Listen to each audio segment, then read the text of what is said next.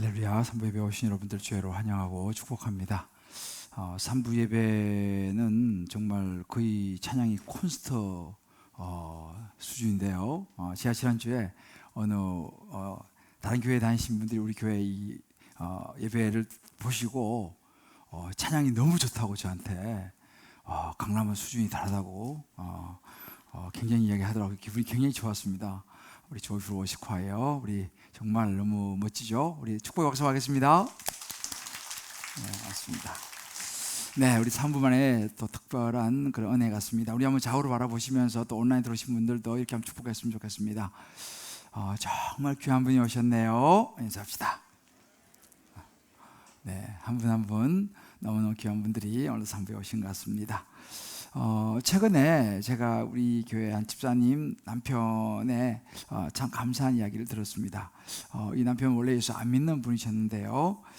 이제 의사라는 직업을 가지고 오래 살아오신 분이신데, 아시다시피 이제 의사분들은 좀 이렇게 나름대로 또 프라이드도 있고 또 아주 샤프하고 논리도도 아주 강하기 때문에 사실은 예수 믿기가 쉽지 않은 그런 분들이시죠.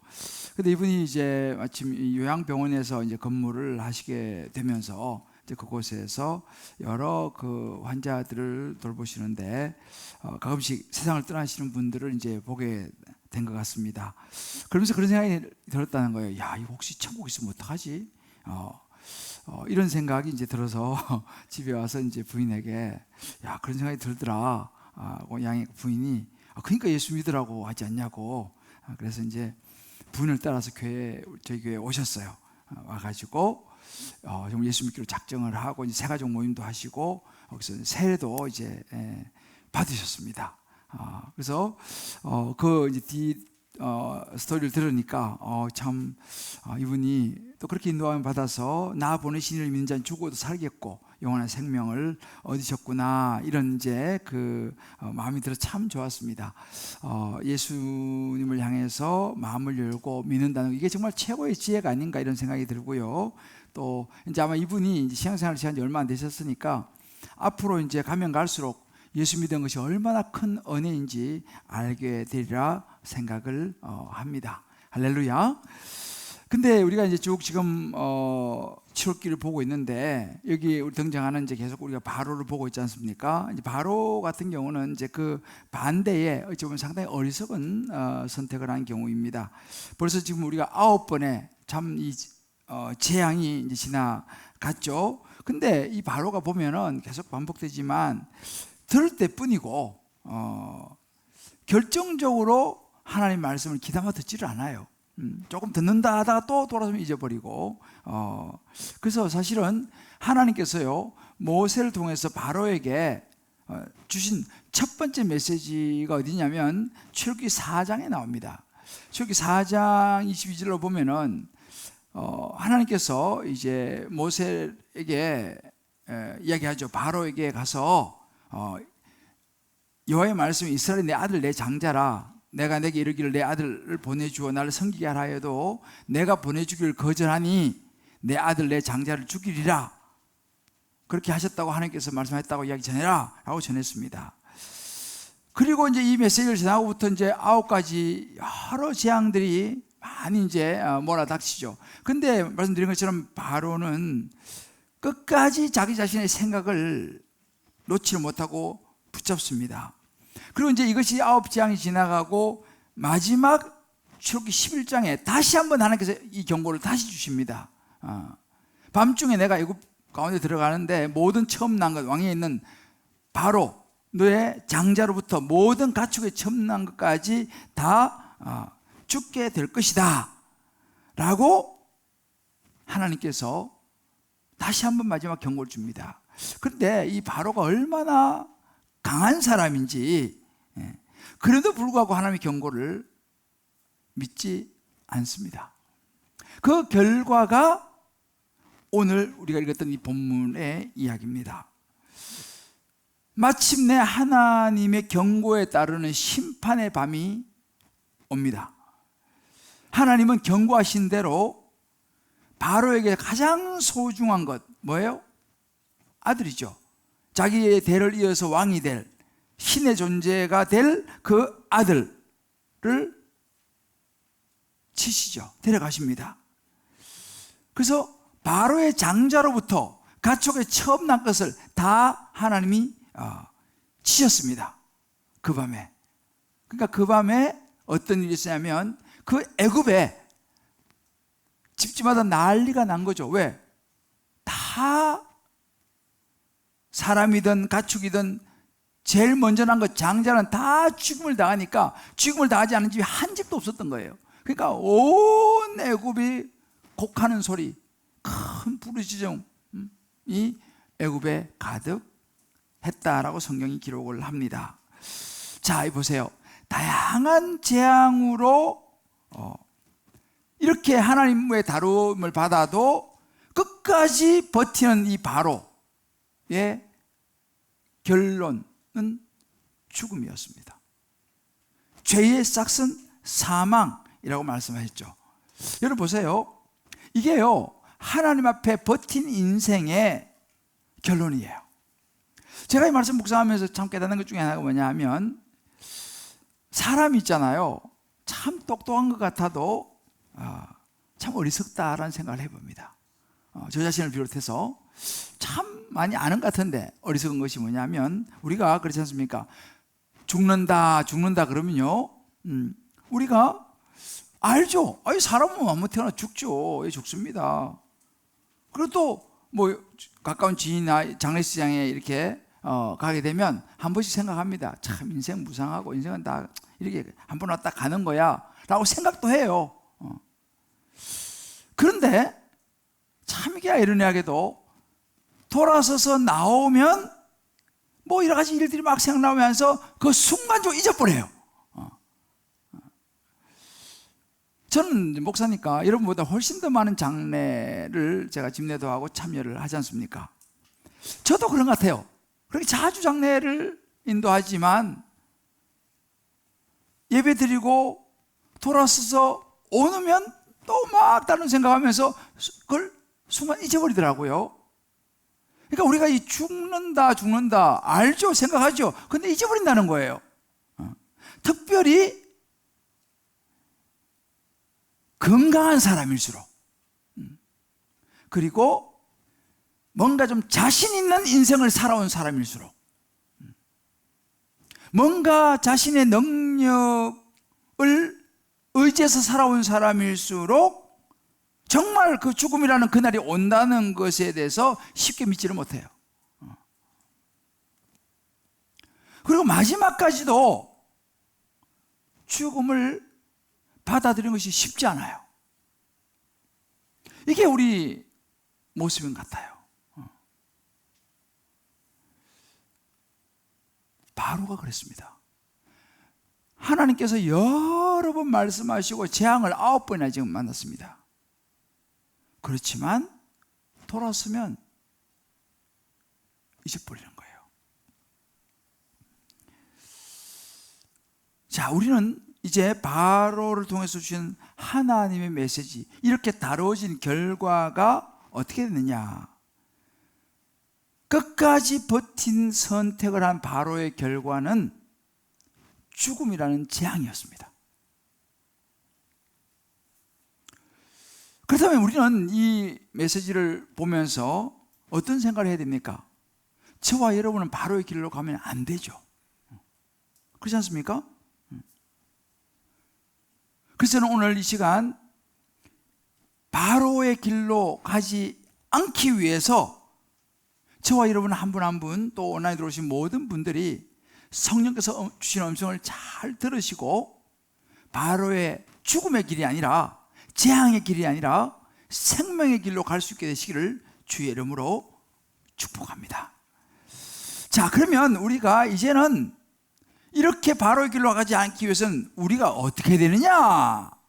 이제 이 하위의 문제를 우리가 이제 구체적으로 좀 생각을 해볼 필요가 있어요. 자, 이제 우리가 이제 봤지 않습니까?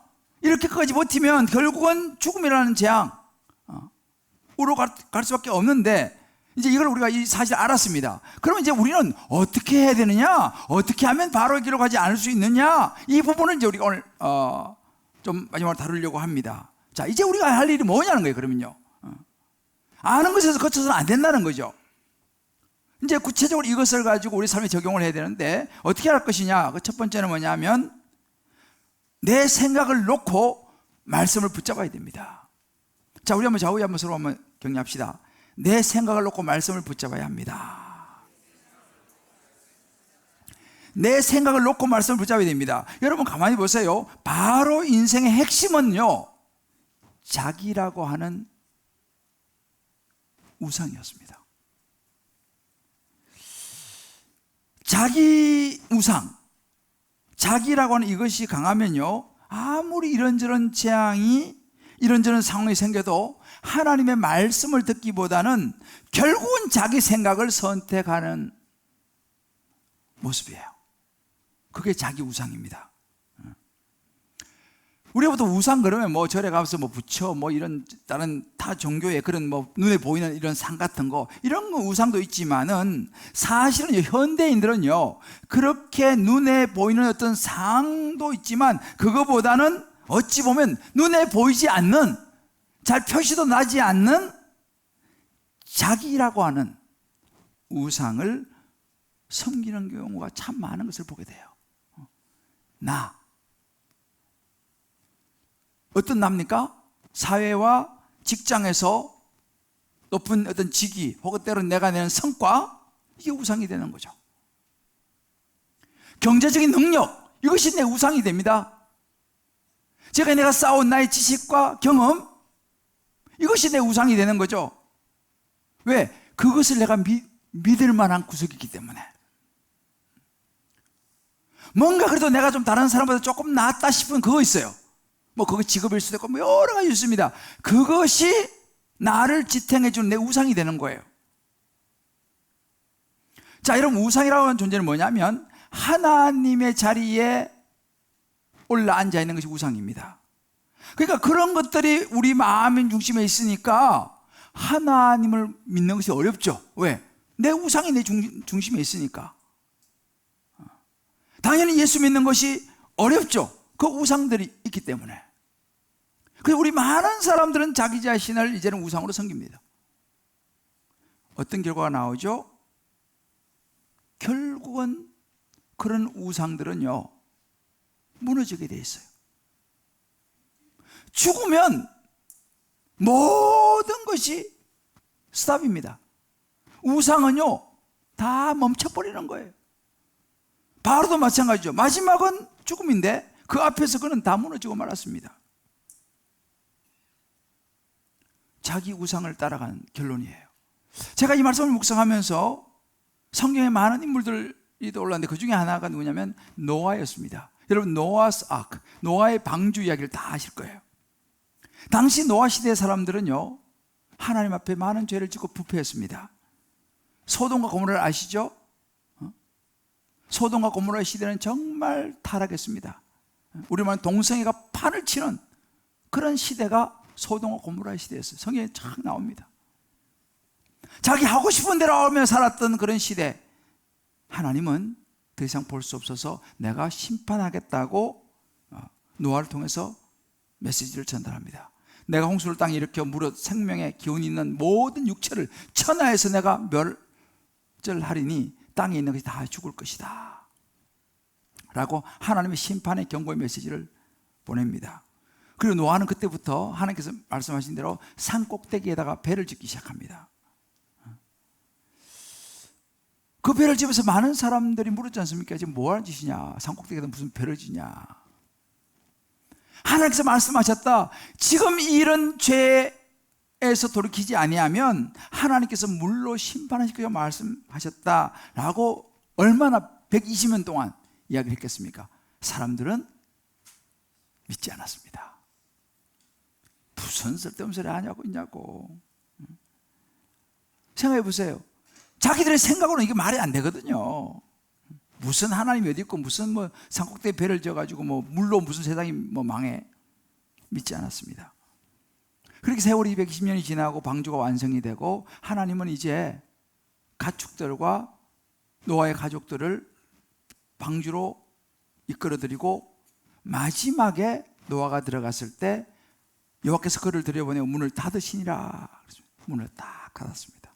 그때까지 사람들은 아무도 믿지 않았습니다. 빗방울이 떨어지기 시작했죠. 두둑두둑. 사람들은 여전히 비가 좀 오나 보다 정도. 그것이 시작이었습니다. 그들의 믿지 않음은 결과는 죽음이었습니다. 모든 인류가, 모든 사람이 다 노아의 홍수로 멸망하고 말았습니다. 저는 이 바로를 보면서 이 노아 시대의 삶이 생각이 나는 거예요. 끝까지 안 듣는 거예요, 노아가. 물론 말을 했죠. 바로가 수없이 찾아가가지고 직접 메시지를 전달했습니다. 당신 이러면 죽습니다. 하나님이 재앙을 내리십니다. 직접 대놓고 이야기를 했습니다. 그런데 그럼 듣잖아요. 우리가 말하니까 들었죠. 여러분, 제가 지금 이렇게 말하고 설교를 한다고 해서 다 듣는 건 아니에요. 듣죠. 그렇지만 안 들리는 분도 아마 있을지 모르겠어요. 왜 안 들릴까요, 여러분들? 지금 듣고 있는데 왜 안 들리겠습니까? 모세와 아론이 찾아와서 수없이 말했는데 왜 바로가 듣지만 안 들었습니까? 바로는요, 가진 것이 많았어요. 최고의 왕위라고 하는 지위를 가지고 있습니다. 신의 자리라고 스스로 생각했던 그런 높은 자리에 앉아 있었어요. 그것이 재앙이었어요. 여러분 가만히 보세요. 의외로 우리가 가진 많은 명예와 권력과 능력이요, 재앙이 될 수 있다는 사실이에요. 왜요? 그것 때문에 하나님의 말씀이 들리지 않기 때문에 그게 재앙이 되는 거죠. 어찌 보면 이 바로의 모습을 보면서 우리 자신의 모습을 한번 돌아볼 필요가 있어요. 오늘날 대부분의 많은 사람들은 가면 갈수록 기독교 인구가 줄어들고 있습니다. 이 말은 뭐예요? 교회 다니다가도 어느 날 나 이제부터 교회 안 다녀 하고 교회를 떠나는 사람들이 요즘은 점점 늘어나고 있다는 사실입니다. 무슨 이야기예요? 하나님의 메시지를 안 믿는다는 거예요. 한동안 내가 믿었다고 말하지만 한동안 교회 다녔는데 난 이제 싫다는 거죠. 이제 안 믿는다는 거예요. 그 예수님 그런 말씀하셨습니다. 누가복음 13장에 보게 되면 너희도 만일 회개하지 아니하면 다 이와 같이 망할 것이다. 너희들 지금이라도 하나님의 말씀을 듣지 않으면 바로처럼 망할 거야 라고 말씀하십니다. 마가복음 16장에 보게 되면 믿고 세례받는 사람은 구원받을 것이고 믿지 않는 사람은 정죄를 받아서 심판을 받을 것이다 말씀하셨습니다. 사람들이 안 믿는 거예요. 그런 이야기 있죠. 안 믿는 거예요. 여러분 분명히 아셔야 됩니다. 사람들은요, 때로 거짓말도 하고요, 때로는 허풍을 떨기도 하고요, 때로 막 과장하기도 하고요. 근데요, 우리 하나님은 그렇지 않습니다. 민수기 23장에 보면 이렇게 말씀해요. 하나님은 사람이 아니시니 거짓말 안 하신다 그랬어요. 인생이 아니신 후회가 없으시고 그 말씀하신 것을 반드시 행하신다는 거예요. 하신 말씀 실행하지 않겠느냐는 것입니다. 자, 우리 한번 자우의 서로 한번 이렇게 이야기해 줍시다. 하나님은 거짓말하지 않으십니다. 하시겠다고 하시는 것은 하십니다. 여러분 이걸 아셔야 돼요. 사람하고 하나님하고 비슷하게 생각하시면 안 돼. 사람은요 지키지도 않고 그럴 때가 있지만 하나님은 그렇지 않다는 사실을 우리는 알아야 됩니다. 왜 사람들이 예수를 안 믿을까? 이제 제가 곰곰이 생각해 보였어요. 왜 사람들이 예수를 못 믿을까? 안 믿기도 하고 못 믿기도 하죠, 그죠? 가만히 보니까 우리 한 권사님이 이런 나눔을 하셨어요. 결혼 후 행복한 가정에 집착을 했던 것 같습니다. 그 행복의 집착은 나 중심적, 세상 중심의 행복이었기에 예수님을 믿어도 나에게는 믿음이 있는지조차 점검할 수가 없습니다.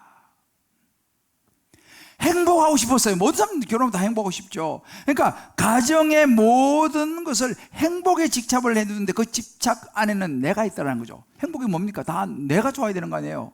나를 만족시켜라, 나를 행복해 주라. 그냥 모든 사람이 전부 다 자기가 행복하려고 하니까 어떻게 행복할 수가 있을까요? 처음에 조금 맞춰주다가 결국은 왜 나만 맞춰야 돼? 나한테 맞춰! 행복이 깨지는 거죠. 교회를 다녀도 이것이 여전히 행복만 추구하고 살아가게 되면은 나중에 그 행복은 완전하지 않다라는 거예요. 이게 나 중심이기 때문에. 그러면 이런 기도를 드려요. 예수님의 보혈의 능력으로 내 마음의 중심이 하나님에게 향하기를, 영이 육을 이끄는 삶이 되도록 소망하며 기도합니다. 할렐루야. 결국 예수님 안에서 진정한 행복이 있고 거룩을 향할 때 우리가 행복해진다는 걸 깨달은 것이죠. 또 한 분이 이렇게 묵상을 나눴습니다. 예레미야 12장을 가지고 하나님의 자녀된 우리들이 목자이신 예수님을 버리고 이방의 많은 목자들을 찾아다녔습니다. 그것들은 내 삶을 편리하고 안정적으로 바꿔줄 것 같은 욕심으로 만들어진 우상들입니다.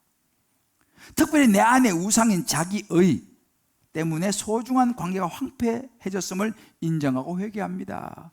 결국 보니까 내 안에 욕심으로부터 만들어진 우상이 내 안에 들어있더라는 거예요. 그 우상 중심에는 또 자기의 의가 있다는 겁니다. 이 자기 우상이라는 거죠, 결국은. 그래서 이런 기도를 합니다. 황폐해진 모습을 보며 슬퍼하시는 하나님의 마음을 생각하며 회복을 위해 기도합니다. 정말 좋은 적용과 결단이라고 저는 생각하며 우리가 가야 될 길은 이 길을 가야 됩니다. 사실 우리가 교회 다니고 신앙생활을 하지만 참 이 제대로 예수님을 따라가지 못하는 여러 가지 이유, 예수를 제대로 믿지 못한 이유를 그 시인과 촌장 하덕규 씨가 가시나무라고 하는 노래에서 굉장히 잘 표현했어요. 이분이 이 노래를 지을 때 예수 안 믿는 분이 아니었어요. 미국에 집회하러 가가지고 그날도 찬양하고 집회하는데 하나님께서 이런 마음을 주셔서 쓴 게 이 노래라고 그러더라고요. 내 속에 내가 너무도 많아. 자기 안에 자기가 너무도 많아서 주님이 쉴 곳이 없더라는 거예요. 주님이 들어올 공간이 없더라는 거예요. 왜? 내 안에 내가 너무 많으니까. 내 속에 헛된 바램들로 꽉 차 있어서 주님이 편히 쉴 곳이 없더라는 거죠. 내 속에는 내가 어쩔 수 없는 이 어둠이 많더라는 거예요. 내 속에 내가 이길 수 없는 슬픔이 많더라는 거죠. 그것이 마치 무성한 가시나무 숲과 같이 내 안에 이런 가시나무 숲과 같은 이런 여러 가지 꽉 차 있더라는 거예요. 그래서 내 속에 내가 너무도 많아가지고 주님을 모실 공간이 없더라. 어찌 보면 저와 여러분의 모습 아닌가요? 주님이 내 안에 들어와서 나를 주장하시고 나에게 평안을 주셔야 하는데 주님이 들어올 공간이 없어요. 왜? 내 안에 내가 너무 꽉 들어있기 때문에. 어떻게 해야 되겠습니까? 어떻게 하면 우리 안에 있는 나 자신의 우상을 가시나무 숲과 같은 그런 내 안에 많은 헛된 바램들과 내 모든 것들을 좀 걷어내고 주님이 내 안에 들어오게 하실 수 있을까요? 예레미야 선지자가 예레미야 11장 10절 이렇게 얘기했습니다. 내가 너희 조상들을 애굽 땅에서 인도하게 된 날부터 오늘까지 간절히 경계하며 끊임없이 경계하기를 너희는 내 목소리를 순종하라 하셨으나. 무슨 이야기예요? 우리 안에 끊임없이 올라오는 나의 나라는 우상, 이런 것들을 경계하고 끊임없이 경계하고, 한 번이 아니에요. 매 순간 매일매일. 그래서 바울이 지난번에 얘기했잖아요. 나는 날마다 죽노라 그랬어요. 끊임없이 내 안에 올라오는 나라고 하는 이 우상, 내 중심의 이 생각을 놓고 하나님의 목소리를 순종해라, 하나님의 말씀에 순종해라 라고 말씀하세요. 이게 이제 우리가 해야 될 일입니다. 천국 가는 그날까지 계속 해야 될 게 뭐예요? 내 중심의 생각을 내려놓고 하나님의 말씀을 붙잡고 순종하는 삶이 우리가 가야 될 길인 줄 믿습니다. 이걸 해야 된다는 거예요. 그래야지 바로의 길로 가지 않을 수 있다는 것입니다. 한번 우리 적용해 보십시다. 지난 6주간 우리는 6가지를 쭉 다루었어요. 내 안에 있는 바로의 모습들, 나의 능력, 업적, 교만, 자존심, 완악한 마음, 집착. 자, 여러분 어떻습니까? 지난 6주 동안 쭉 살펴봤는데 이런 부분들을 지금 내려놓고 계시나요?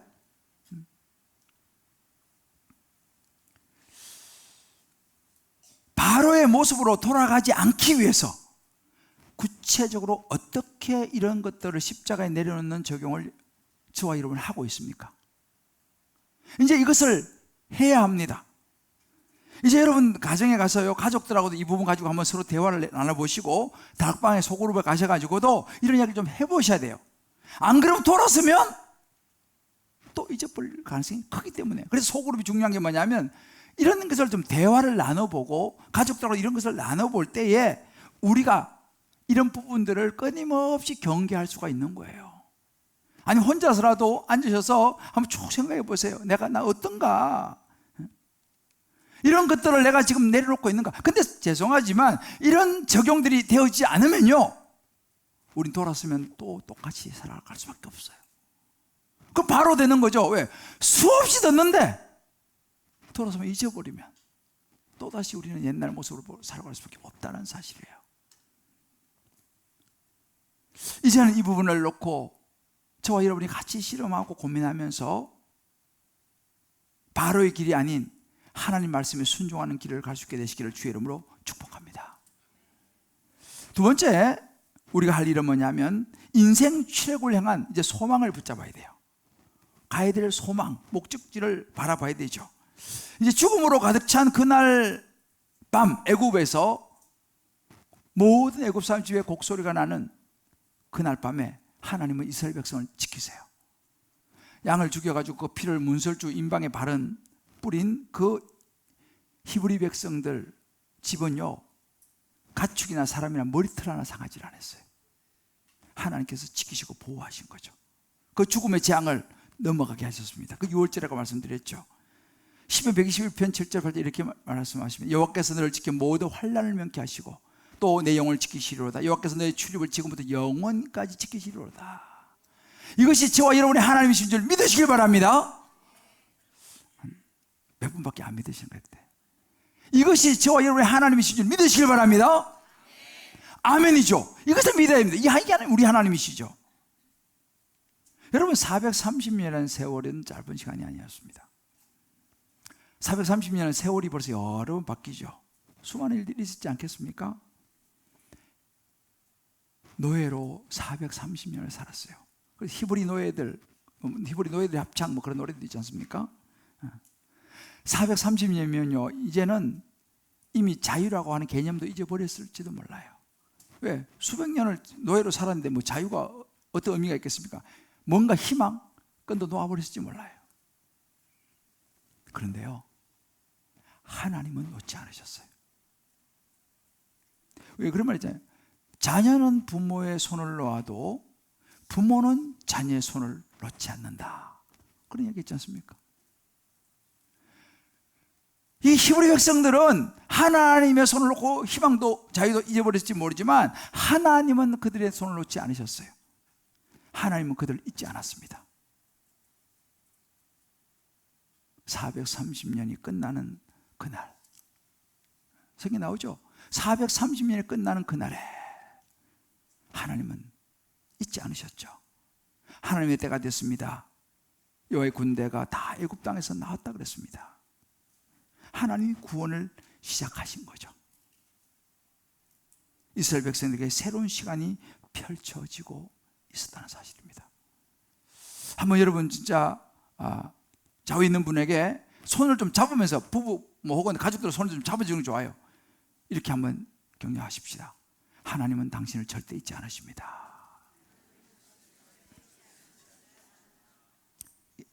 하나님은 잊지 않는다 사실 꼭 기억을 하세요. 시간이 아무리 지나도 우리는 하나님을 잊어버릴지 모르지만 하나님을 우리를 잊어버리지 않았어요. 바로는 두 손 다 들고 너희 원하던 대로 말한 대로 빨리 나가라 하고 선물까지 줘서 내보냅니다. 결국 장정만 60만 명, 가족들 하면 약 200만 명의 사람들이 애굽을 떠나게 됩니다. 물론 애굽에서 오랜 고난과 연단의 세월이 있었지만 하나님의 때와 시간은 정확했어요. 근데 여러분 보세요. 원래 이 이스라엘 백성들이 애굽으로 간 사람은 70명밖에 안 돼요. 70명. 야곱의 가족이 70명이 갔어요. 70명이 애굽으로 갔는데 지금 200만이 됐다는 사실이에요. 근데 이게요, 하나님의 약속이 있었어요. 창세기 1장 28절을 보면 하나님께서 이제 아담과 하와를 지으시고 생육하고 번성해서 땅에 충만하라 그랬어요. 그러면서 창세기 12장에 보면 하나님이 아브라함을 부르시죠. 불러서 본토신적 아비 집을 떠나서 내가 내게 지시할 땅으로 가라 하시면서 내가 너로 큰 민족을 이루고 내가 복을 줘서 이름을 창대게 할 것이다. 내가 복이 될 것이다 라고 하나님이 이렇게 말씀하셨습니다. 그로부터 오랜 세월이 지난 이후에 200만이라고 하는 엄청난 이스라엘 백성이 생겼고 하나님의 약속은 이루어졌어요. 실제로 창세기 15장 13절에 보게 되면요, 여기서 아브라함이 이르시되는 반드시 알아 내 자손이 이방에서 객이 되어 그들을 섬기겠다 이미 말씀하셨어요. 그들은 400년 동안 내 자손을 괴롭히게 될 것이다. 이게 말 400년이라는 것은 약 400년, 약 430년 이야기합니다. 그 애굽 사람들이 네 자손을 괴롭히게 될 것이다. 이미 하나님께서 이 부분을 다 창세기에서 이미 말씀을 다 해놓으셨어요. 보세요. 하나님은요 다 약속하시고 기억하시고 그 약속을 지키시는 거예요. 믿습니까? 하나님의 약속을 지키십니다. 근데 제가 이걸 보면 깨달은 것은 뭐냐면 하나님의 말씀을 보면요, 하나님이 하시는 역사를 보면요, 하나님의 백성들, 예수 믿는 하나님의 자녀에게는요 고난이 끝이 있다는 거예요. 끝날 것 같지 않은 고난이지만 고난이 끝이 있다는 것입니다. 다시 말하면 예수 믿는 저와 여러분에게서 고난은요 결론이 아니라는 거예요. 고난은 과정이라는 거예요. 물론 이스라엘 백성의 430년의 세월은 참 긴 세월이었습니다만은 그러나 그것이 결론은 아니었어요. 마지막은 자유였습니다. 마지막은 출애굽이었습니다. 저와 여러분의 인생도 마찬가지예요. 우리가 살아가면서 야, 이 고난이 언제 끝나나? 꼭 기억하십시오. 하나님의 자녀에게, 예수 믿는 저와 여러분에게는 고난이 결론이 아니라 과정이라는 사실을 믿으시기를 바랍니다. 마지막에는 하나님께서 베드로서 1장 6절에 말씀하시는 거예요. 여러 가지 시험으로 잠깐 근심하게 될 것이다. 예수 믿으면 근심이 없다고 하지 않습니다. 여러 가지 시험으로 인생을 살아가는 것에 잠깐 근심하게 되지 않을 수는 없지만 예수 그리스도 나타나실 때 칭찬과 영광과 존귀를 얻게 될 것이다. 그리고 믿음의 결국 마지막은 영혼의 구원을 받게 될 것이다. 할렐루야. 자, 한번 좌우에 서로 손을 잡고 얘기하는 게 좋아요. 당신에게 고난은 결론이 아니라 과정입니다. 출애굽의 날이 옵니다. 믿습니까? 아멘이죠. 주님께서 그렇게 말씀하시잖아요. 장차 그리스도 예수 안에서 영광과 존귀를 얻게 될 것이다. 마지막에 영혼의 구원을 얻게 될 것이다. 이것이 예수 믿는 사람의 출애굽의 하나님의 약속입니다. 저는요, 제가 받은 복 중에 하나가 뭐냐면, 이제 우리 교회를 개척하고 이제 17년 됐지 않습니까? 이제 다음 주 올해 17주년 생일이에요. 근데 그 중에 참 제가 받은 복 중에 하나가 뭐냐면, 저는 인생 예수 만나서 예수 믿고 인생 출애굽하는 분들을 참 많이 보게 된 것이 제게 얼마나 큰 축복인지 몰라요. 여러분, 이 이야기가 그냥 뭐 막연한 이야기, 뭐 그런 이야기 있나? 이런 이야기 아닙니다. 이것이 실제로 우리 삶에서 일어나는 이야기들하니까요. 저는 17년 동안 이것을 경험을 했어요. 이 자리에서요. 우리 교회가 저기 이제 17년 전에 조그마한 방에서 이제 장님 예배를 드렸지만, 지금까지 오면서 저는요, 수많은 인생의 출애굽을 하는 분들을 저는 눈으로 보고 왔어요. 지금도 그런 분들이 있어요. 제가 지난 수요일 날 한 분의 우리 그 간증을 제가 여러분 소개해 드릴게요. 이분은요, 결혼하기 전에 원래 불신자였어요. 근데 신앙생활은 예수 믿는 남편을 만나서 결혼을 했습니다. 결혼하니까 이제 남편 따라서 교회를 다니기 시작했습니다.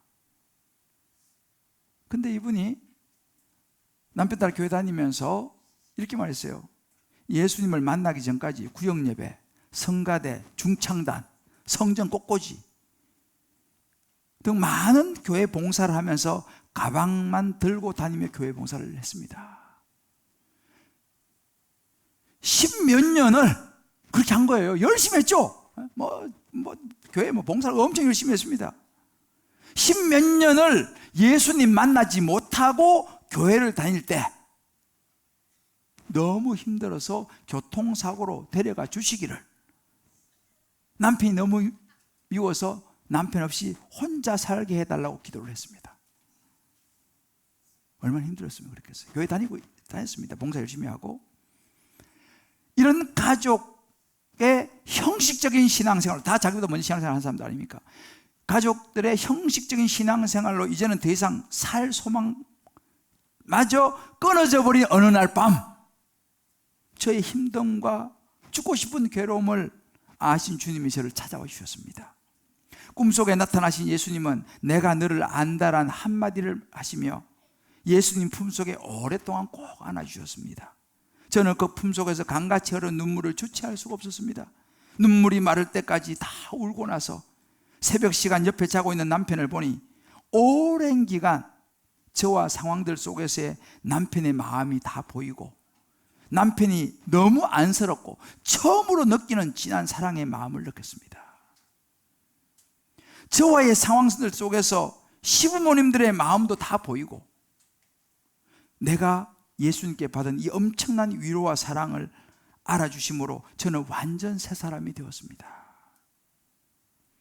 그렇게 저는 예수님을 깊이 만나고 영접을 하게 되었습니다. 예수님을 만난 후 그동안 마음속에 있었던 고통, 힘듦, 표현은 한 번도 못했지만 남편을 죽도록 미워했던 마음,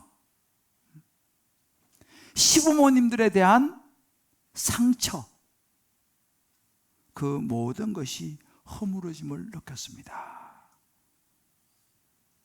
라는 고백을 했어요. 여러분 보세요. 이게 뜬구름 이야기입니까? 실제로 삶 속에서 예수 믿고 출애굽을 경험한 인생의 모습입니다.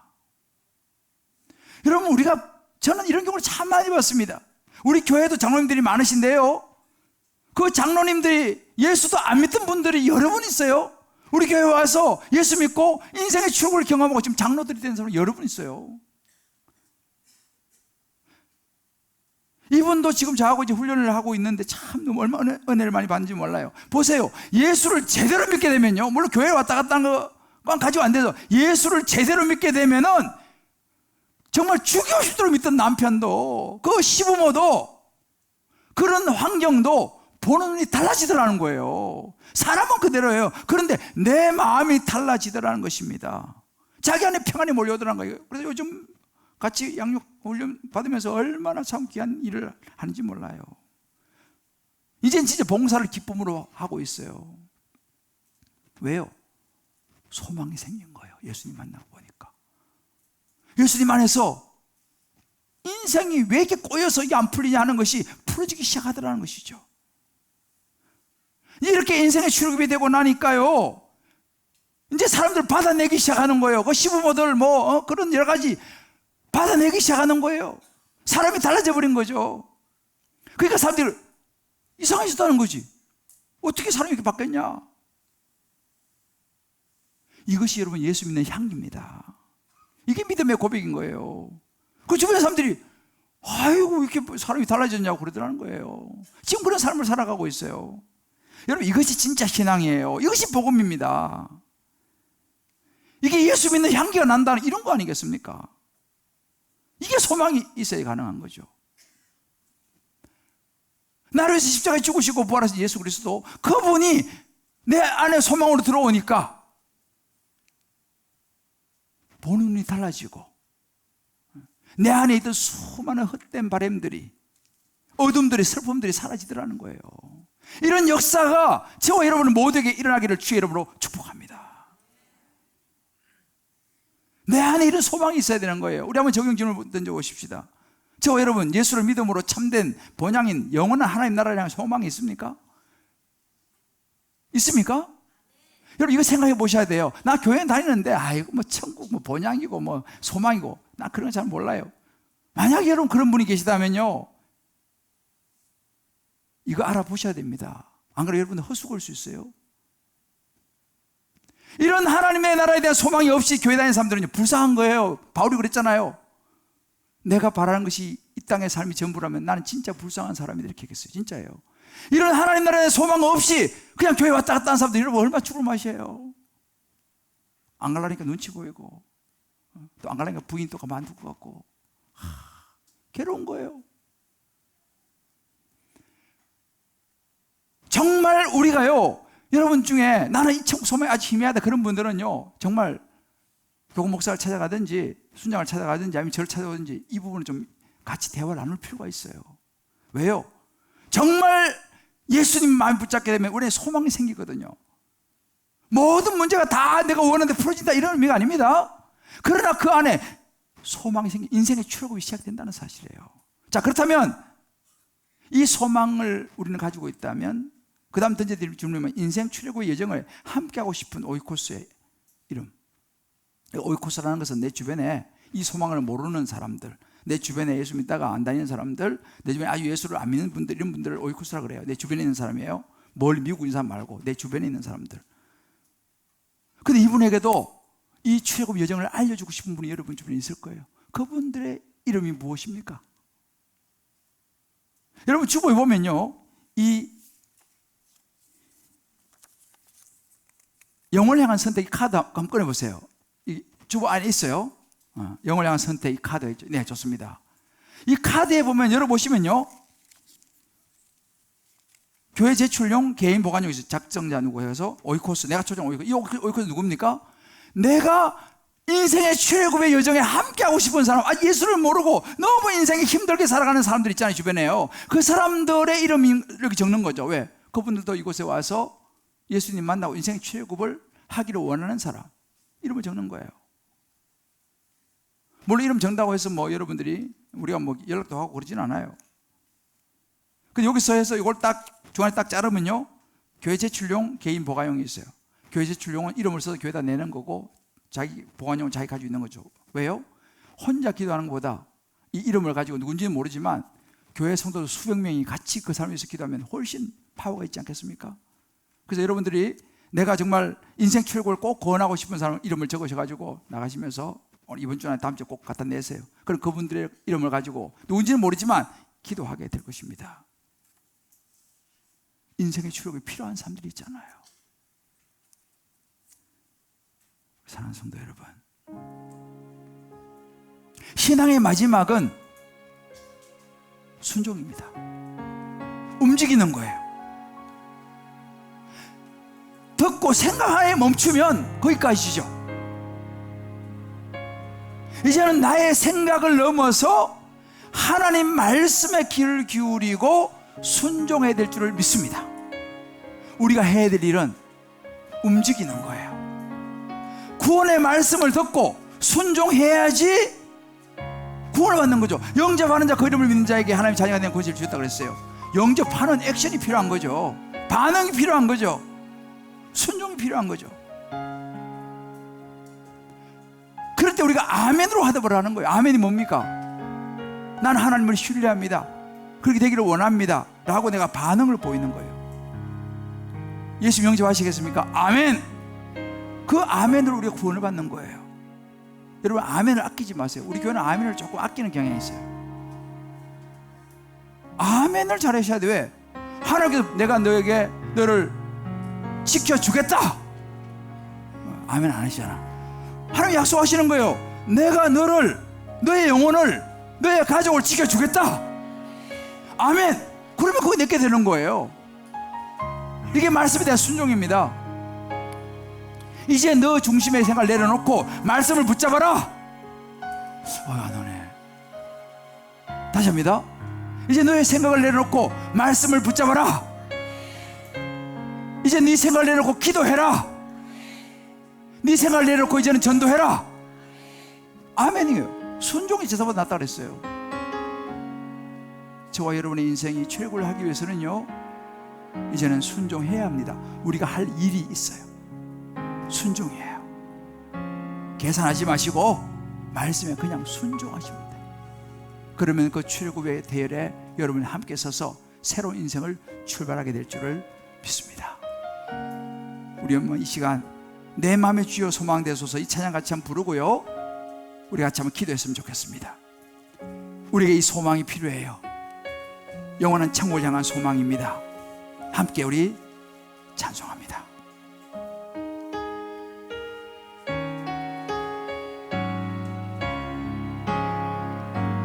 내 맘의 주여 소망 되소서.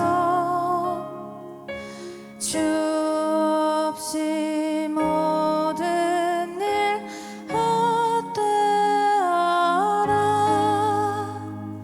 밤에나 낮에나 주님 생각. 잘 때나 깰 때 함께 하소서. 우리 다 같이 내 마음의 주여, 우리 기도입니다. 내 맘의 주여 소망 되소서. 소망 되소서. 주 없이 모든 일 헛되어라. 주 없이 모든 일 헛되어라. 밤에나 낮에나 낮에나 주님 생각. 잘 때나 깰 때 함께 하소서. 지혜의 주여 말씀으로써 지혜의 주여 말씀으로써 언제나 내 우리 안에 주님이 계셔야 합니다. 나를 벗어버리고 주님이 계셔야 합니다. 주는 내 아버지, 주는 내 아버지, 나는 아들. 주 안에 내가 늘 함께하네. 세상의 영광 나 안 보여도 세상의 영광 안 보여도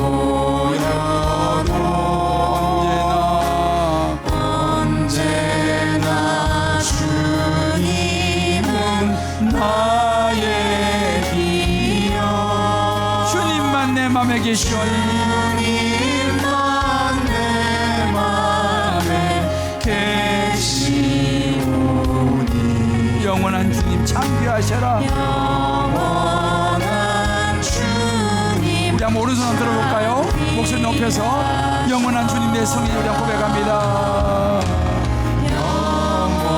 영원한 주님 내 승리의 주. 하늘에 기쁨을 주옵소서. 아멘. 어떠한 고난이 다가와도, 어떠한 고난이 닥쳐와도 주님 그렇습니다. 만유의 주님, 만유의 주여 소망 되소서. 우리 한번 이 시간 눈을 감고 한번 기도하십시다. 이제 우리가 바로의 모습을 쭉 살펴보면서 이제 마지막 우리가 해야 될 일들을 살펴보았습니다. 우리 속에 우리가 너무 많이 있죠. 생각도 너무 많고 내 자신이 우상이 되어 있는지 모르겠습니다. 이 시간 우리 하나님 앞에, 하나님 이제 내 생각을 주님 앞에 내려놓기를 원합니다. 나라고 하는 우상을 깨뜨리기를 원합니다. 그리고 말씀에 귀를 기울이고 순종하기를 원합니다. 주님 하라 하시면 말씀을 보고, 하라 하시면 기도하고, 하라 하시면 전도하고 말씀대로 살기를 원합니다. 천국 소망 가지고 살기를 원합니다. 이 땅의 전부가 아니라 영원한 천국 소망 가지고 주님 살기를 원합니다. 우리 각자 음성 붙들고 우리의 주여 외치고 한번 기도하겠습니다. 주여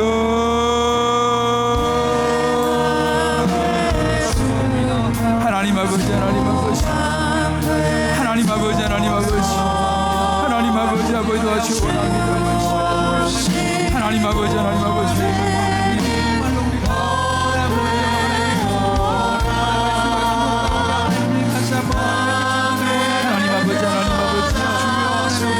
우리 시원한 달 수용으로 아버지 앞에 정함에 나가는 우리 삶이 되기를 원합니다.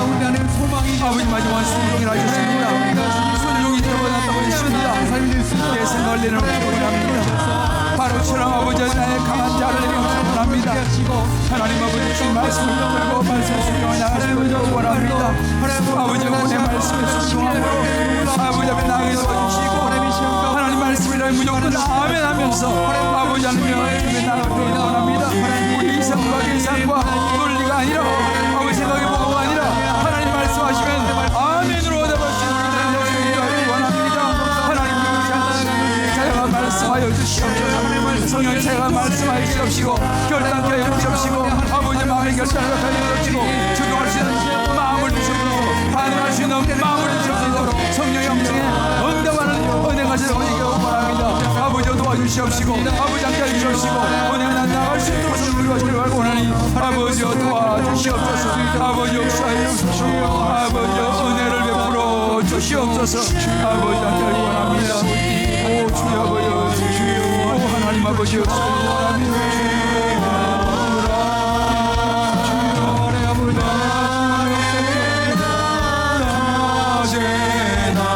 주님 생각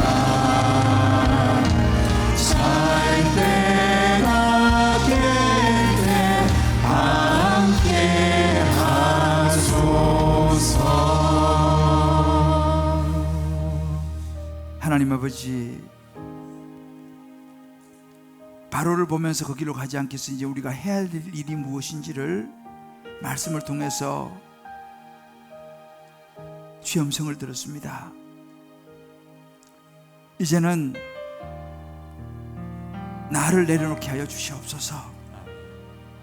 내 생각, 내 판단, 내 계산, 내 논리 내가 생각해보고가 아니라 하나님 말씀에 순종하게 하여 주시옵소서. 하나님 음성에 순종하게 하여 주시옵소서. 하나님 말씀에 붙들게 하여 주시옵소서. 기록된 말씀이 힘이 있음을 믿습니다. 그 말씀에 운명을 걸게 도와주시옵시고 그 말씀에 우리의 삶을 우리의 생명을 걸게 하여 주시옵소서. 그래서 우리 모두가 다시 한번 우리 인생의 출애굽으로 영원한 천국 소망 가지고 다시 일어서게 도와주시옵시고 다시 힘을 내게 도와주시옵시고 다시 우리 인생이 회복되고 출발되게 도와주시옵소서. 우리의 자녀가 우리의 가정이 우리 직장과 사업이 그렇게 다시 일어서게 하여 주시옵소서. 출애굽하게 하여 주시옵소서. 예수님의 이름으로 기도합니다. 아멘.